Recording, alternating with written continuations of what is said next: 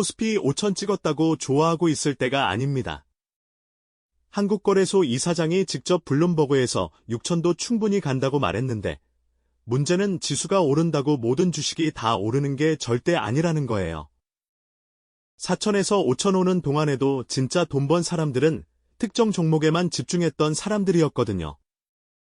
5천에서 6천으로 가는 이 구간에서 주도주가 완전히 바뀔 가능성이 높은데 지금 이 순간 어떤 종목이 시장을 끌어올릴지 모르면 당신만 뒤처지게 됩니다. 오늘은 그 핵심 종목들의 정체를 정확하게 파헤쳐 보겠습니다. 일단 왜 코스피가 6천까지 갈 수 있다는 건지부터 근거를 보겠습니다.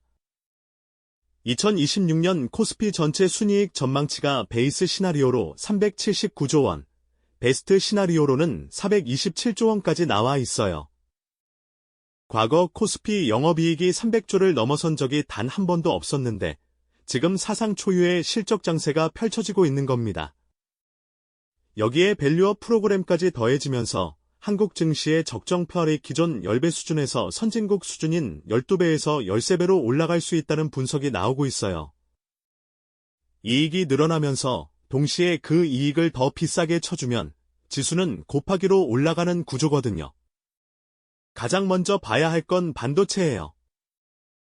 삼성전자랑 스카이닉스 이 두 종목이 코스피 전체 시가총액의 33%를 먹고 있는데 이게 무슨 뜻이냐면 나머지 800개 종목이 다 빠져도 이 두 종목만 버티면 지수는 멀쩡하다는 거죠. 그런데 이 두 종목이 진짜 버틴 게 아니라 폭발했어요. AI 때문인데 생성형 AI가 터지면서 데이터 센터 수요가 폭발했고 그 데이터 센터를 돌리려면 HBM이라고 부르는 고대역폭 메모리가 필수거든요. 쉽게 말하면 AI가 엄청나게 많은 데이터를 동시에 처리해야 하는데 기존 메모리로는 속도가 안 나와서 고속도로에 일반차만 다니다가 갑자기 레이싱카가 달리기 시작한 것처럼 전용 트랙이 필요한 겁니다. 이 HBM 시장을 스카이닉스와 삼성전자가 사실상 양분하고 있고 특히 스카이닉스는 엔비디아한테 HBM을 공급하는 핵심 파트너인데 2026년 생산 물량까지 이미 완판됐다는 이야기가 나와요. 숫자로 보면 더 확실한데 2025년 12월 한 달 만에 디램 평균 가격이 14.8% 올랐어요. 주요 증권사들은 삼성전자 2026년 영업이익을 94조 6천억, SK하이닉스를 99조까지 전망하고 있는데 두 회사 합치면 약 200조예요. 이건 코스피 전체 영업이익의 상당 부분을 차지하는 규모거든요. 과거 2018년 반도체 슈퍼사이클 때와 달리 이번은 AI라는 완전히 새로운 수요가 생긴 거고 이 수요는 일회성이 아니라 구조적으로 계속 커질 수밖에 없습니다. 반도체 다음으로 주목해야 할 테마는 로봇이에요. 현대차를 절대 그냥 자동차 회사로만 보면 안 됩니다. 현대차 그룹이 보스턴 다이내믹스를 인수했고 그 보스턴 다이내믹스의 휴머노이드 로봇 아틀라스가 캐스 2026에서 최고 로봇상을 받았어요. 현대차는 2028년부터 이 로봇을 미국 조지아 전기차 공장에 투입할 계획인데 왜 이게 중요하냐면 지금 선진국에서 제조업을 자국으로 다시 가져오는 리슈어링이 진행되고 있는데 문제가 인건비거든요. 미국에서 공장 돌리려면 인건비가 너무 비싸서 경제성이 안 나오는데 로봇으로 사람을 대체하면 리슈어링이 경제적으로 가능해지는 겁니다. 현대차 주가가 하루에 16.2% 급등한 적이 있어요. 로봇 기대감 때문이었죠. 시가총액이 연초 60조에서 115조로 뛰었는데 단순 완성차 제조사가 아니라 로보틱스 플랫폼 기업으로 재평가받고 있다는 뜻이에요. 레인보우 로보틱스는 삼성전자가 지분 투자해서 삼성그룹 내 자동화 수요를 흡수할 거고 로봇 관절 핵심 부품인 감속기를 국산화한 SPG나 SBB테크도 주목해야 합니다. AI가 데이터 센터 안에만 있는 게 아니라 물리적인 세계로 나오는 피지컬 AI 시대가 열리고 있는 거예요. 방산과 뉴스페이스 테마도 빼놓을 수 없는데 러시아 우크라이나 전쟁 이후로 전 세계적으로 무기 수요가 폭발했고 한국 방산 기업들이 이 기회를 완전히 잡았습니다. 하나에어로스페이스가 대장주인데 2030년 매출 20조 목표를 제시했어요. 폴란드한테 K9 자주포 수출하고 호주한테 레드백 장갑차 수출하는 게 캐시카우고 여기에 누리호 발사 기술을 바탕으로 민간 상업 발사 시장에 진입하려는 게 신성장 동력이죠. LIG 넥스원도 봐야 하는데 전자전 장비 개발 사업을 수주했는데 약 1조 9천억 규모예요. 현대전에서 전자전은 필수거든요. 드론 전쟁이 현실화되면서 전자전 수요는 더 폭발할 전망입니다. 원전과 전력기기 테마는 결국 AI 데이터 센터 때문이에요. AI 데이터 센터가 전기를 엄청나게 먹는데 태양광이나 풍력으로는 24시간 돌아가는 데이터 센터 전력을 감당할 수가 없거든요. 해가 안 뜨면 태양광 못 쓰고 바람이 안 불면 풍력도 못 쓰잖아요. 그래서 원전이 대안으로 떠오른 건데 기존 대형 원전은 짓는데 10년 넘게 걸리고 비용도 천문학적이에요. 그래서 나온 게 SMR, 소형 모듈 원전인데 소형이라서 빨리 지을 수 있고 모듈 방식이라서 필요한 만큼 늘릴 수 있어요. 레고 블록처럼 하나씩 붙여나가는 거죠.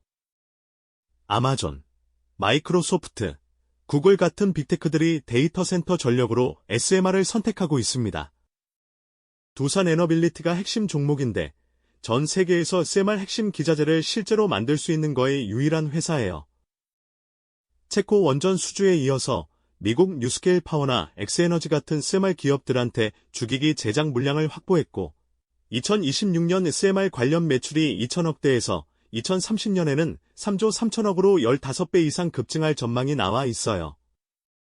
HD 현대일렉트릭도 계속 봐야 하는데 전력 변압기 사이클이 2028년 이후까지 지속될 거라는 분석이고 2026년 수주 목표를 42억 달러로 상향했으며 영업이익률이 27%예요. 제조업에서 27%면 꿈의 숫자거든요. 전 세계적으로 전력망이 노후화됐고 데이터 센터 전력 공급까지 더해지면서 변압기 수주가 쏟아지고 있어요. 바이오 팩토리 테마도 주목해야 하는데 여기서 핵심은 ADC, 즉 항체 약물 접합체예요. ADC가 뭐냐면 항암제의 완전히 새로운 형태인데 기존 항암제는 암세포뿐만 아니라 정상세포도 공격해서 부작용이 심했잖아요. ADC는 항체가 암세포만 찾아가서 달라붙고 거기 붙어있는 약물이 암세포만 죽이는 정밀 유도 미사일 같은 거예요. 문제는 ADC를 만들기가 엄청 어렵다는 건데 전문 시설을 갖춘 CDMO가 필요합니다. 삼성 바이오로직스가 글로벌 1위인데 2027년에 ADC 전용 생산 시설을 본격 가동하고 2032년까지 총 132만 리터의 생산 능력을 확보할 계획이에요. ADC 시장이 2028년까지 280억 달러 규모로 성장할 전망인데 상당 부분을 삼성 바이오로직스가 가져갈 거예요. 알테오젠도 핵심인데 정맥주사약을 피하주사로 바꾸는 기술을 글로벌 빅파마한테 기술 수출하면서 조 단위의 로열티 수익 구조를 만들었거든요. 환자 입장에서는 병원 안 가고 집에서 자가 투여할 수 있으니 편하고 제약사 입장에서는 특허 연장 효과가 있어서 양쪽 다 윈윈인 구조예요. 바이오 섹터는 기술력과 파이프라인이 핵심이라서 단기 변동성은 있지만 장기적으로는 성장성이 확실합니다. 투자할 때 어떤 기준으로 판단해야 하는지 정리해 볼게요. 먼저 이 장세의 본질이 뭔지 파악해야 하는데 지금은 실적 장세예요. 유동성 장세랑 다른 거거든요. 실적 장세는 실제로 기업이 돈을 버니까 주가가 오르는 장이라서 꿈만 파는 성장주보다 실적이 찍히는 대형주가 주도합니다. 외국인 수급 방향도 중요한데 외국인이 사면 코스피가 오르고 외국인이 팔면 코스피가 빠지는 건 거의 공식이거든요. 지금 외국인이 코스피를 사고 있고 보유 비중이 6년 만에 최고치인 32%를 넘겼어요. 섹터별로는 반도체는 HBM 계약이랑 D램 가격 추이, 로봇은 현대차 아틀라스 투입 일정, 방사는 해외 수출 계약, 에너지는 SMR 착공 소식과 전력기 수주, 바이오는 ADC 파이프라인 진행 상황을 체크해야 합니다. 리스크도 명확하게 알고 가야 하는데 AI 버블 붕괴 가능성이 첫 번째예요. AI 투자가 수익 모델을 입증 못하고 줄어들면 반도체 수요가 급감할 수 있거든요.